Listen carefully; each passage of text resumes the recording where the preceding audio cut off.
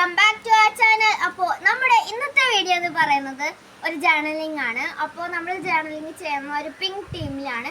നമുക്ക് നേരെ വീഡിയോയിലോട്ട് പോകാം. അപ്പോൾ ആദ്യം തന്നെ ഞാൻ ഇങ്ങനെ ഒരു ടീമിൽ ചെയ്ത് വെച്ചിട്ടുണ്ട്. ഒരു പിങ്ക് തന്നെയാണ്. ഒരു കളർ ഷീറ്റ് എടുത്തിട്ട് ഇങ്ങനെ കൈ കൊണ്ട് ഇങ്ങനെ കീറി എടുത്തിട്ട് ഞാൻ റഫായിട്ടൊന്ന് കീറിയിട്ട് ഇങ്ങനെ ഒട്ടിച്ചിട്ടുണ്ട്. നിങ്ങൾ പല വീഡിയോയിലും കണ്ടിട്ടുണ്ട്. അതുകൊണ്ട് തന്നെ ഇപ്പം ഞാൻ ചെയ്തതാണ്. പക്ഷേ ഇത് ഞാൻ കുറേ നേരം വീഡിയോ എടുക്കുന്ന എത്ര ചെയ്തിട്ട് ശരിയാവുന്നില്ല. ഇതിപ്പോൾ കുറേ നേരം ചെയ്തിട്ട് ഞാൻ ഒട്ടിച്ചിട്ട് പിന്നെ ബാക്കി ചെയ്യാൻ വേണ്ടിയിട്ടാണ് കേട്ടോ ഇങ്ങനെ ഒട്ടിച്ച്.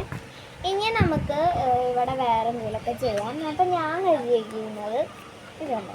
ഇന്നാണ് ഞാൻ ചെയ്തതിൻ്റെ ഹാൻഡ് മെയ്ഡ് ക്രാഫ്റ്റ്സ് ആണ് ഇതിനകത്ത് ജേർണലിങ്. എനിക്ക് വലിയ ധാരണയൊന്നുമില്ല, വലിയതായിട്ട് കഴിവൊന്നുമില്ലെങ്കിലും അത്യാവശ്യം ഇതൊക്കെ എനിക്കിഷ്ടപ്പെട്ടു. അപ്പോൾ നമുക്ക് ആദ്യം ഇതെടുക്കാമേ. ഈ രണ്ടെണ്ണം എടുത്തിട്ട് പിങ്ക് ടീമിലാണ് ഞാൻ ചെയ്തേക്കുന്നത്. യെസ്. അപ്പോൾ ഇതാ നമ്മുടെ ഈ ഒരു ഇത് നമുക്കിതാ ഇവിടെ ആയിട്ട് അങ്ങ് ഒട്ടിച്ചു കൊടുക്കാമേ. എൻ്റെ കയ്യിൽ പശ ഇല്ലാത്ത കാരണം ഞാൻ എന്താ ചോറ് വെച്ചിട്ടാണ് ഒട്ടിക്കുന്നത്. അപ്പോൾ നമുക്ക് ഈ ചോറ് എടുത്തിട്ട് ഇതാ ഇവിടെ ഇങ്ങനെ തേച്ച് കൊടുക്കാം. അപ്പോൾ ഇത് നല്ല രീതിക്ക് ഒട്ടിയിരിക്കേ. അനിയനാണ് വീഡിയോ എടുക്കുന്നത്. ഞാൻ അവിടെ ഉണ്ട് ഗൈസ്. യെസ്. എന്തായിരുന്നു ഫോട്ടോഗ്രാഫറാണ്, ക്യാമറമാനാണ്. ക്യാമറ എടുത്ത് ക്യാമറമാനായി ഇപ്പം ശരിക്കും ഒരു ക്യാമറമാൻ ആയിരിക്കാണ്. എന്ത് പറഞ്ഞാൽ ഓടിയൊന്നുമില്ല, ഞാൻ എടുത്താൽ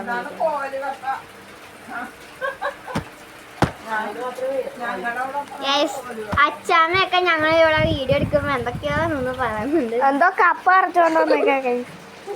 കപ്പക്കാരി എവിടെ കപ്പ കണ്ടാലും എന്ത് കണ്ടാലും പറിച്ചോണ്ടല്ലോ. എനിക്ക് മനസ്സിൽ സമാധാനം ഇല്ലാത്തതാണ് അച്ഛാമ്മ. അച്ചാച്ചൻ്റെ ഒക്കെ മെയിൻ ഹോബി എന്ന് പറഞ്ഞു കഴിഞ്ഞാൽ ഈ ഫാർമിങ് ആണ്.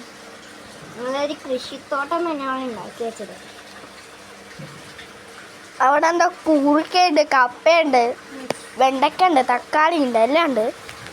എല്ലാം ഉണ്ടാക്കി വെച്ചിട്ടുണ്ട്. അപ്പം ഞാൻ അങ്ങനെ ഇത് ഒട്ടിച്ചിട്ടുണ്ട്. ഇനി നമുക്ക് ഇവിടെ എന്തെങ്കിലും ഒരു ഡെക്കറേറ്റ് ചെയ്യാൻ വേണ്ടിയിട്ട് ഞാൻ ഈ ഒരു ക്ലൗഡ് ഷേപ്പിലുള്ള പിങ്ക് ടീമിനുള്ള സാധനം ഉണ്ടാക്കിയിട്ടുണ്ട്. അപ്പോൾ നമുക്കത് ഇവിടെ ആയിട്ടൊന്ന് ഒട്ടിച്ചു കൊടുക്കാം കേട്ടോ, ഈ ഒരു സൈസ്. അപ്പം അത് ഞാൻ ഈ ഇതേമാതിരി ചോറും കൊണ്ട് ഒട്ടിക്കാം.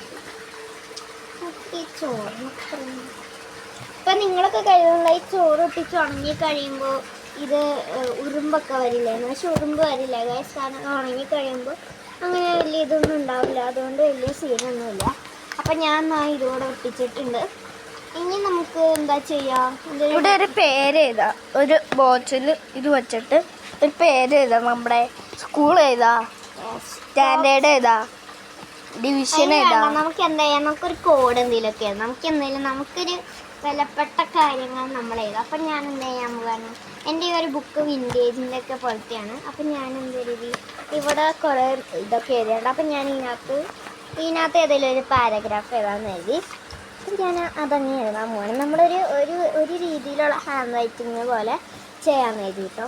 ഇതാണ് എഴുതിയേക്കുന്നത്. യെസ് ഗൈസ്, ഇതെന്താ എഴുതിയേക്കുന്നതെന്ന് എനിക്ക് തന്നെ മനസ്സിലാവുന്നില്ല. ഞാൻ അതിനകത്ത് ഈ പാരഗ്രാഫാണ് എഴുതുന്നത്. എനിക്ക് കൊള്ളുന്ന അത്രയും ഞാൻ എഴുതാൻ പോവാം കേട്ടോ. നമ്മുടെ ചേച്ചി എഴുതുന്നുണ്ട് ഗൈസ്. സ്കൂളോ, സ്കൂളിൻ്റെ സമ്മ ലുക്ക് ബുക്കാ ഗൈസ്. ഞാൻ ഈ ഒരു പാരഗ്രാഫിൽ ഇപ്പോൾ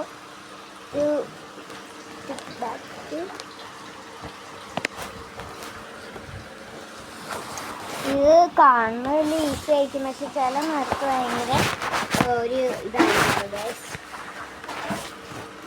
അപ്പം നമുക്കിത് എഴുതിയിട്ട് കാണാമേ.